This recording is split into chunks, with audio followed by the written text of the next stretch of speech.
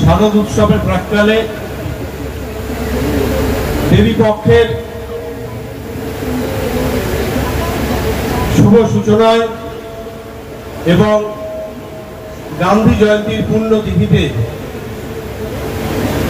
আজ রাধিকাপুর থেকে দিল্লি পর্যন্ত যে রেল যোগাযোগ, সেই রেল যাত্রাপথের শুভ সূচনা হতে চলেছে। সেই শুভ উদ্বোধনী মঞ্চে উপস্থিত রয়েছেন আমাদের ডিআরএন সাহেব, উপস্থিত রয়েছেন এই অঞ্চলের প্রধান এবং পঞ্চায়েত সমিতির সদস্য, উপস্থিত রয়েছেন আমাদের সবার প্রিয়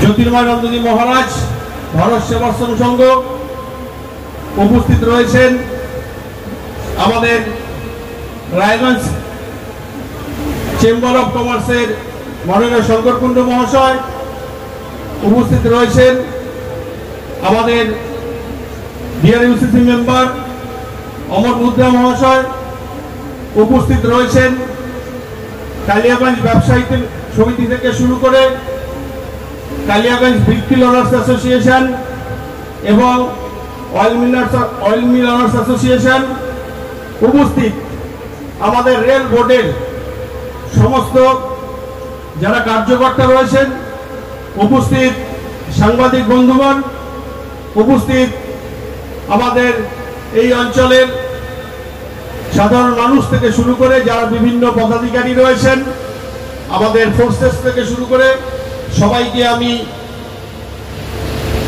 আসন্ন দুর্গোৎসব এবং দেবী পক্ষের সূচনার শুভেচ্ছা জানাই, তার সাথে গান্ধী জয়ন্তীর শুভেচ্ছা জানাই। আমাদের দীর্ঘদিনের চাহিদা আমাদের রাধিকাপুর দিল্লি ট্রেন, এক সময় এই ট্রেনটা চালু ছিল, সেটা লিঙ্ক এক্সপ্রেস ছিল, তারপরে করোনাকালে বন্ধ হয়ে যায়। তারপরে আমাদের প্রাক্তন সাংসদ দেবশ্রীও চেষ্টা করেছিলেন, তারপরে ঠিক লোকসভা নির্বাচনের পরে আবার নতুন করে সেই চেষ্টা শুরু হয়। আমি ধন্যবাদ এবং কৃতজ্ঞতা জানাতে চাই আমাদের ভারতবর্ষের রেলমন্ত্রীকে। আমি উনার কাছে প্রথম যাওয়ার পরেই উনি সাড়া দিয়েছিলেন যে না, খুব তাড়াতাড়ি এই ট্রেনটি চালু হবে, এবং সেদিন তিনি আমাকে কথা দিয়েছিলেন যে ট্রেনটি শুধু চালু নয়, তখন কোচের একটু সমস্যা ছিল জন্য একটু দেরি হবে, তিনি ঝা চকচকে একটা নতুন ট্রেন দেবেন। আমাদের সেই আশা তিনি পূরণ করেছেন এবং তার সাথে আমাদের আরো কিছু আশা রয়েছে। ট্রেনটি নিয়ে, তার যাত্রাপথ ও সময়সীমা নিয়ে অনেকেই একটু বিভ্রান্তির মধ্যে রয়েছেন। আমি তাদের সবাইকে বলবো যে আমাদের ট্রেনটা বন্ধ ছিল, এখন শুরু হয়েছে। যখন রাধিকাপুর কলকাতা ট্রেন চালু হয়েছিল তখন আমাদের 6টা থেকে ট্রেনটা চালু ছিল, পরবর্তীতে সেটা 9টার পরে হয়েছে। ঠিক তেমনি আমাদের জানি আমরা রেলওয়েতে এত বেশি ট্রেন, তাদের ট্রাফিক জ্যাম রয়েছে। শুধু আমাদের দীর্ঘদিনের দাবি মেনে ট্রেনটা চালু হলো, আগামী দিনে আমাদের লক্ষ্য থাকবে এই ট্রেনটার সময়সীমা যাতে কমে যায়।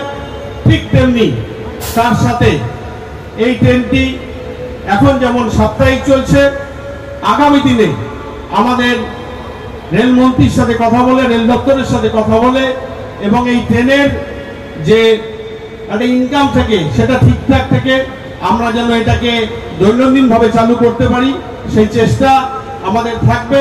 এবং শুধু তাই নয়, আমি আরো আজকে এই মঞ্চ থেকে বলতে চাই যে আমাদের আরো কিছু ডিমান্ড ছিল, যেগুলো আমাদের মাননীয় রেলমন্ত্রী খুব শীঘ্রই তাড়াতাড়ি পূরণ করে দিলেন। আমাদের রাধিকাপুর কলকাতা ট্রেনে আমাদের একটা ফার্স্ট ক্লাস কোচের ডিমান্ড ছিল, সেটা অলরেডি স্টার্ট হয়ে গেছে, তার সাথে এক্সট্রা আরো একটা কোচ দেওয়া হয়েছে। আমাদের দিনের পুলিশ ট্রেনে সেখানে আমাদের ডিমান্ড ছিল স্লিপার কোচ, সেখানেও স্লিপার কোচ লাগানো হয়েছে। এবং আগামী দিনে আমাদের যেটা সবচেয়ে বড় লক্ষ্য, আমাদের স্বপ্ন কালিয়াগঞ্জ বুনিয়াদপুর রেলপথ রেলমন্ত্রী আশ্বস্ত করেছেন খুব শীঘ্রই আমাদের সেই কাজ শুরু হবে। এবং শুধু তাই নয়, সেই কাজ শুরু নয়, তিনি অলরেডি সেই ডিপার্টমেন্টকে অর্ডার করে দিয়েছেন, জেনারেল ম্যানেজার কনস্ট্রাকশনকে খুব তাড়াতাড়ি তিনি প্ল্যান এস্টিমেটটাকে আবার রিভাইজ করে, যেহেতু এটা পুরনো এস্টিমেট ছিল সেটাকে রিভাইজ করে এবং এই কাজটা শুরু করার জন্য। এবং তার সাথে আমি ওনার বাড়িতে বসেছিলাম, উনি আশ্বস্ত করেছেন যে অর্থ বা ম্যান পাওয়ার কোনো বাধা হয়ে দাঁড়াবে না, আপনারা কাজটা ইমিডিয়েট শুরু করুন। আমি সর্বস্তরের রাজনৈতিক দলের যারা নেতা নেতৃত্ব রয়েছেন আমি অনুরোধ করব, আসুন আমরা রাজনীতির ঊর্ধ্বে উঠে আমরা আমাদের এই ছোট্ট শহর, এই ছোট্ট জায়গা, আমাদের ছোট্ট জেলা, সেটাকে যেন ভারতবর্ষের রেল মানচিত্রে আমরা অনেক বড় জায়গায় এগিয়ে নিয়ে যেতে পারি।